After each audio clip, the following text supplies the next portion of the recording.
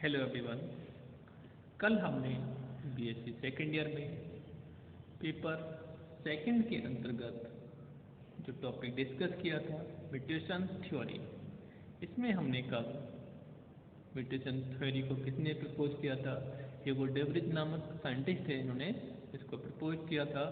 उसके बाद हमने म्यूटेशन के कारण कौन कौन से न्यू फीचर्स बनते हैं प्लांट्स के अंदर, उसको डिस्कस किया था। उसके बाद हमने म्यूटेशन की डेफिनेशन को डिस्कस किया था। डेफिनेशन के बाद हमने main features of mutation theory, मतलब म्यूटेशन थ्योरी के मुख्य फीचर्स क्या क्या हैं उसको डिस्कस किया। उसके बाद हमने क्रिटिसिज्म को डिस्कस किया। आज हम क्रिटिसिज्म के आगे के पार्ट को डिस्कस कर रहे हैं। बात करते हैं कैरेक्टरिस्टिक्स ऑफ म्यूटेशन, मतलब जो म्यूटेशन है उसके कैरेक्टर क्या है, उसके क्या लक्षण हैं। तो म्यूटेशन की प्रमुख कैरेक्टरिस्टिक्स फॉलोइंग है, यानी निम्न है। नंबर 1, म्यूटेशन या तो जीन या तो क्रोमोसोम्स में होने वाले चेंज होते हैं। मतलब जो म्यूटेशन है या तो जीन में चेंज है या फिर क्रोमोसोम्स में चेंजेस के कारण, यानी परिवर्तन के कारण म्यूटेशन की जो क्रिया एनिमल्स के अंदर या प्लांट्स के अंदर या ऑर्गेनिज्म के अंदर जो होती है वो किसके द्वारा होती है, जीन या क्रोमोसोम्स के में अंतर के कारण या उसमें होने वाले परिवर्तन के कारण। नेक्स्ट पॉइंट, म्यूटेशन किसी भी ऑर्गेनिज्म के डेवलपमेंट में किसी भी स्टेज पर हो सकते हैं। ये सोमेटिक या जर्मिनल होते हैं। द म्यूटेशन किसी भी ऑर्गेनिज्म के डेवलपमेंट में, मतलब किसी भी ऑर्गेनिज्म का डेवलपमेंट हो रहा है उसकी किसी भी स्टेज में हो सकते हैं। ये सोमेटिक और जर्मिनल दोनों ही सेल्स में देखे जाते हैं। नेक्स्ट पॉइंट, यह भी माना जाता है कि मेलिजेंट ट्यूमर सोमेटिक म्यूटेशन के कारण ही उत्पन्न होता है। मतलब जो सोमेटिक सेल्स हैं उसमें वृद्धि के कारण ही ट्यूमर्स की फॉर्मेशन होती है। जो ट्यूमर्स बनते हैं वो किसके कारण बनते हैं, मेलिग्नेंट जो सेल्स हैं वो म्यूटेशन के कारण ही उत्पन्न होते हैं। नेक्स्ट, जर्मिनल म्यूटेशन या तो मैच्योर गैमेट्स में अपीयर होते हैं या फिर ये गैमेट्स के परिपक्वता के समय सेक्स ऑर्गन की कोशिकाओं में अपीयर होते हैं। द जर्मिनल म्यूटेशन या तो मैच्योर गैमेट्स में अपीयर होते हैं या फिर यह गैमेट की परिपक्वता के समय सेक्स ऑर्गन की सेल्स में अपीयर होते हैं। नेक्स्ट पॉइंट, यदि एक म्यूटेशन किसी एक मैच्योर गैमेट में दिखे तो यह सिंगल इंडिविजुअल में अपीयर होता है। मतलब यदि म्यूटेशन किसी मैच्योर गैमेट में दिखा है तो किसमें दिखेगा, ये सिंगल इंडिविजुअल में ही, और तब भी दिखाई देता है जब यह एनिमल डोमिनेंट होता है। मतलब इसमें डोमिनेंट करेक्टर पाए जाएंगे तभी ये दिखेगा। नेक्स्ट, म्यूटेशन डोमिनेंट या रिसेसिव हो सकते हैं। इनमें से डोमिनेंट म्यूटेशन तुरंत डी अटैच हो जाते हैं। जो डोमिनेंट करेक्टर होंगे वो कैसे हो जाएंगे, टी अटैच हो जाते हैं। जबकि रिसेसिव म्यूटेशन जो होता है कई पीढ़ियों तक छुपे रहते हैं। मतलब यह एक पीढ़ी से दूसरी पीढ़ी में तो जाते रहेंगे लेकिन इनका प्रदर्शन ऑर्गेनिज्म के अंदर नहीं होगा। ये सिर्फ रिसेसिव होते हैं। Next, mostly mutation recessive and harmful होते हैं। कुछ म्यूटेशन तो लीथल सिद्ध होते हैं। नेक्स्ट, म्यूटेटिव जीन्स प्लेयोट्रॉपिक हो सकते हैं, अर्थात यह एक से अधिक लक्षण पर अपना प्रभाव छोड़ते हैं। फॉर एग्जाम्पल,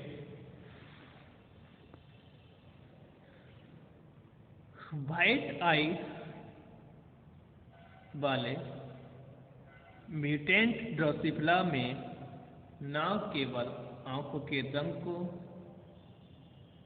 लाल से सफेद कर देता है, बल्कि उसी के कारण टेस्टिस की कवरिंग ट्रांसपेरेंट हो जाती है तथा स्पर्मेथिकी का शेप यानी जो स्पर्मेथिकी की आकृति है वो भी चेंज हो जाती है तथा शारीरिक क्षमता व फर्टिलिटी भी कम हो जाती है। मतलब उसकी जो शारीरिक क्षमता थी वो भी कम हो जाएगी और जो फर्टिलिटी पावर है वो भी क्या होगी, कम हो जाएगी।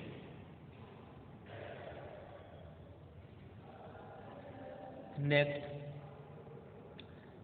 म्यूटेशन कभी भी डायरेक्शनल नहीं होता और ना ही हमेशा एक ही लक्षण को प्रभावित करते हैं। मतलब जो हमने फीचर्स में बताया था इसमें कोई एक डायरेक्शन नहीं होता है और ना ही इसमें कोई एक लक्षण दिखता है। नेक्स्ट, म्यूटेशन न्यू स्पीशीज को जन्म नहीं देते। मतलब म्यूटेशन के कारण उसमें परिवर्तन तो दिखता है लेकिन कभी भी उस स्पीशीज में कुछ चेंजेस तो दिखते हैं लेकिन कभी भी न्यू स्पीशीज को जन्म नहीं देते हैं। नेक्स्ट, म्यूटेशन यूनिवर्सल होते हैं और मनुष्य से लेकर सिंपलेस्ट वायरस तक दिखाई देते हैं। मतलब जो म्यूटेशन है वो हायर प्राइमेट्स यानी हायर वर्टिब्रेट्स में जो एनिमल्स आता है प्राइमेट्स, जैसे प्राइमेट्स में हम ह्यूमंस को शामिल करते हैं, उससे लेकर जो स्मॉलेस्ट यूनिट होती है लिविंग ऑर्गेनिज्म की, वायरस से लेके ह्यूमंस तक सभी में म्यूटेशन देखने को मिलता है। नेक्स्ट, म्यूटेशन सभी मैग्नीट्यूड्स के होते हैं। इनमें से कुछ का प्रभाव स्लिट होता है तो कुछ प्रभाव डीप होता है। मतलब कुछ का कम होगा तो कुछ का बहुत गहरा होता है। नेक्स्ट,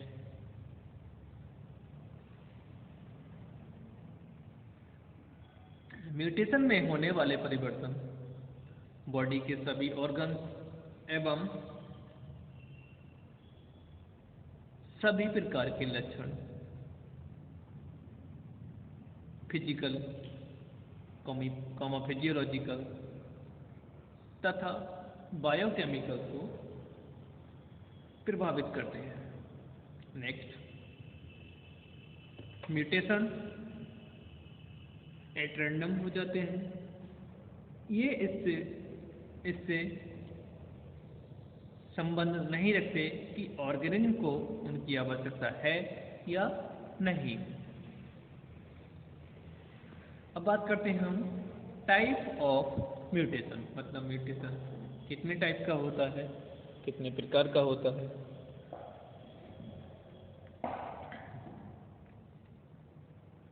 म्यूटेशन निम्न प्रकार के हैं। Number 1, spontaneous mutation.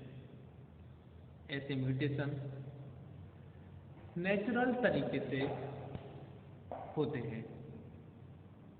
ये ऐसे पेरेंट्स की संतानों में प्रकट होते हैं जिन्हें किसी भी म्यूटेशन प्रोड्यूसिंग सब्सटेंस से ना किया गया। ऐसे में म्यूटेशन का वास्तविक कारण आज तक ज्ञात नहीं है। वैसे मेटाजेनेसिस की खोज के बाद ऐसा माना जाता है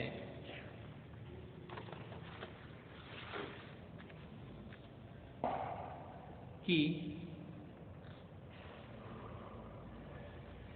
स्पॉन्टेनियस म्यूटेशन वातावरण में मिलने वाले किसी भी म्यूटेशन के फलस्वरूप हो सकते हैं। एग्जाम्पल सनलाइट, एक्सरे रेडिएशन आदि। मतलब सनलाइट के कारण भी स्पॉन्टेनियस म्यूटेशन हो सकते हैं, एक्सरे रेज होती हैं उसके कारण भी ये एक्सरे के जो रेडिएशन होते हैं उसके कारण भी हो सकते हैं। Next, induce mutation. ऐसे म्यूटेशन मेटाजेनिक एजेंट्स के फलस्वरूप होते हैं, इंड्यूस म्यूटेशन कहलाते हैं। ऐसे सब्सटेंस म्यूटेशन की रेट को बढ़ाने व घटाने का कार्य भी करते हैं। यह डायरेक्टली इस बात पर निर्भर करते हैं कि यह मेटाजेनिक एजेंट की कितनी खुराक में दी गई है। Next, chromosomal mutation. Chromosomal mutation मतलब क्रोमोसोम्स में म्यूटेशन। यदि म्यूटेशन में क्रोमोसोम्स का योगदान हो, मतलब जो भी म्यूटेशन की क्रिया हो रही है अगर उसमें क्रोमोसोम्स का कोई योगदान है तो उसे क्या कहेंगे हम? क्रोमोसोमल म्यूटेशन कहा जाता है। इसमें क्रोमोसोम्स में पाए जाने वाले जीन्स का या तो लॉस या मल्टीप्लिकेशन या एडिशन या रीअरेंजमेंट होता है। ऐसे म्यूटेशन को क्रोमोसोमल म्यूटेशन या क्रोमोसोमल एब्रीवेशन भी कहा जाता है। इन्हें मुख्य रूप से दो प्रकार का बताया जाता है, एक तो उसके संख्या में आने वाले परिवर्तन तथा दूसरा क्रोमोसोम्स के स्ट्रक्चर में आने वाला परिवर्तन। आज हमने बीएससी सेकेंड ईयर में पेपर सेकेंड के अंतर्गत म्यूटेशन थ्योरी में कैरेक्टरिस्टिक्स ऑफ म्यूटेशन और उसके बाद टाइप्स ऑफ म्यूटेशन में spontaneous mutation, induce mutation, chromosomal mutation को डिस्कस किया। कल हम इसके आगे के पार्ट को डिस्कस करेंगे। तब तक के लिए